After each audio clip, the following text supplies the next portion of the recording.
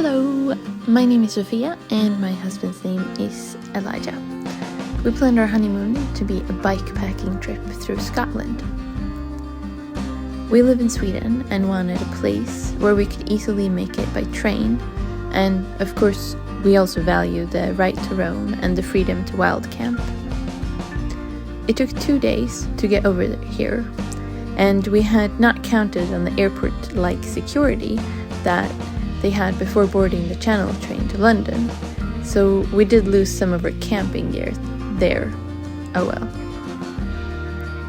The trip really started in Edinburgh, where we rented demo bikes from an outdoor store called Alpkit. We got 2 broken roads, size medium and small, and outfitted them with the racks, saddles and bike bags that we had lugged all the way from home.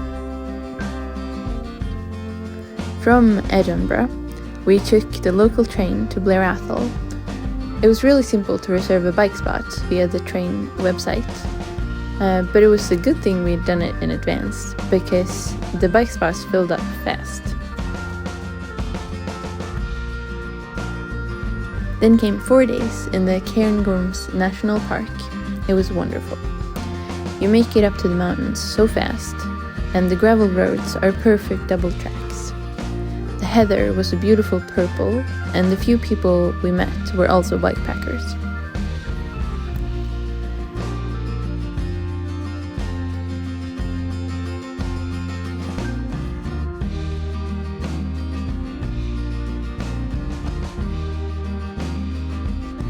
We had breaks in some of the stone bothies along the way, but spent the nights in our tent. The weather was sunny with slight showers of rain and no bugs.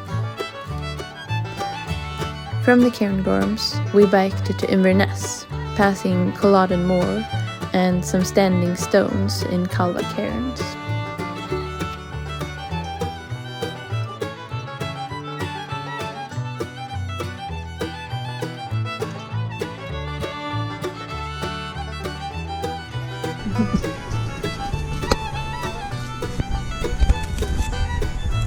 What you got there, Sophia? Oh, I'm just cutting the onion for the stir fry. You don't even want to peel it?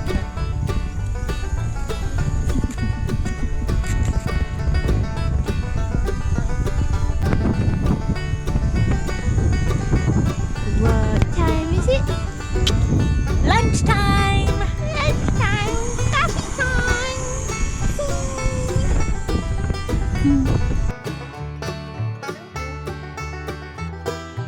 2 nights we stayed in a bed and breakfast in Inverness, taking the time to go to a swimming pool and their relax section, although someone in our duo definitely preferred the water slides. We also realized on our way that I had my seat raised more than maximum. I should probably have had a medium-sized bike too. Luckily, there were some amazing people at this Alpkit store too, so we got great help solving that issue. Another little problem was that Elijah's sole on his bike shoe had almost fallen off, so we had to do some shopping. Next, we did some rearranging in our original route and ended up taking the Great Glen Way west. We'd planned on taking the Highland Trail bikepacking route, but after we'd picked up the first Harry Potter book at a used second-hand store in Edinburgh, we spent more time than planned taking breaks and reading.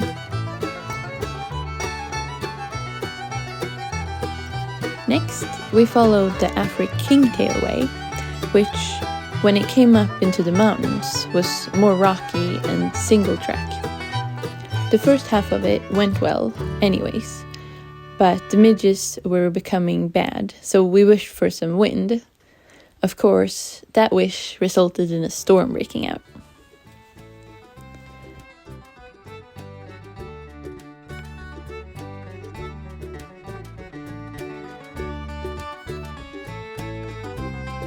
We visited an amazing off-grid cafe and a super tall waterfall.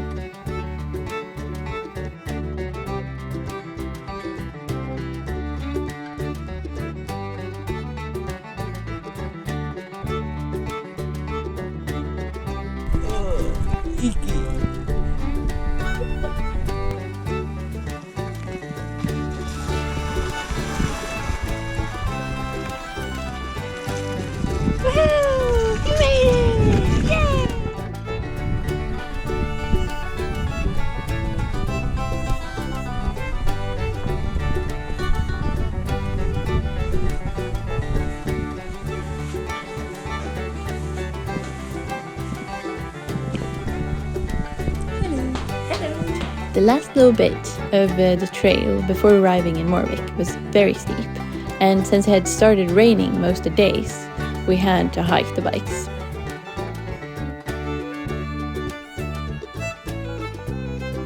The Isle of Skye was beautiful, but as it often happens when planning a route from a map, we had not realized just how big it is. And the roads were fairly busy too. We ended up joining the Skye Trail from Sligachen to Elgal, sleeping one night in a bothy together with 12 hikers from different groups, because this trail was definitely more of a hiking trail.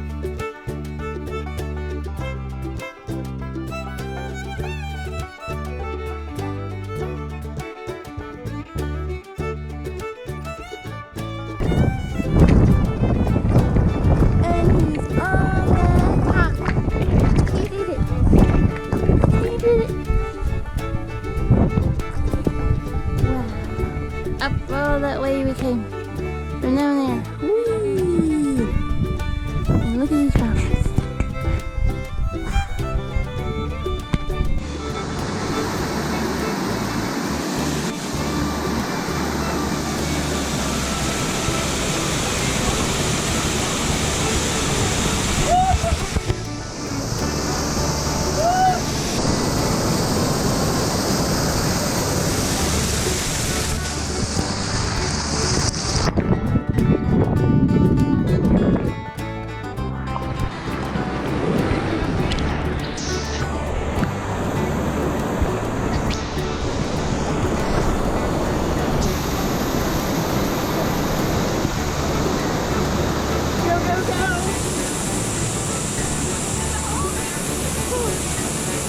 That's what you want, it's been cold.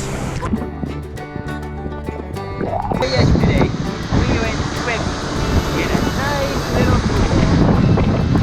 Mini waterfall. And now it's gasping, killing, drowning.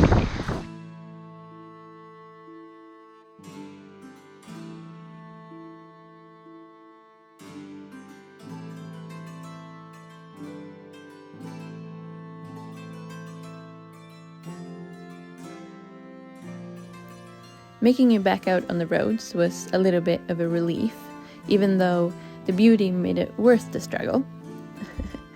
By this time, though, my rack had broken and I was wearing my backpack on my back, and the constant river crossings and rain were starting to wear on Elijah's brakes.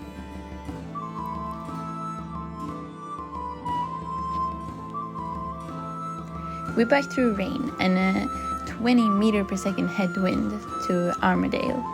I have to admit that I had a bit of a rough time since we wanted to make it to the next morning's ferry and could not just stop.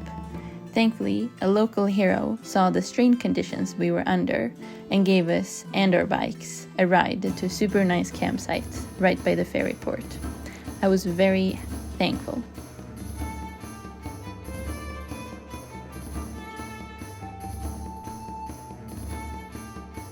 We found the best bakery on the entire trip in Malig, called the Bakehouse in Crannog.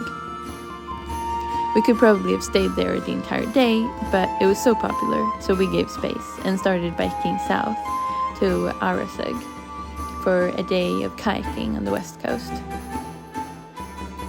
And so, more than 2 weeks later, our trip was coming to an end. We grabbed a train back to Edinburgh via Glasgow and returned the bikes, ate some ice cream, and took the train back home to Sweden.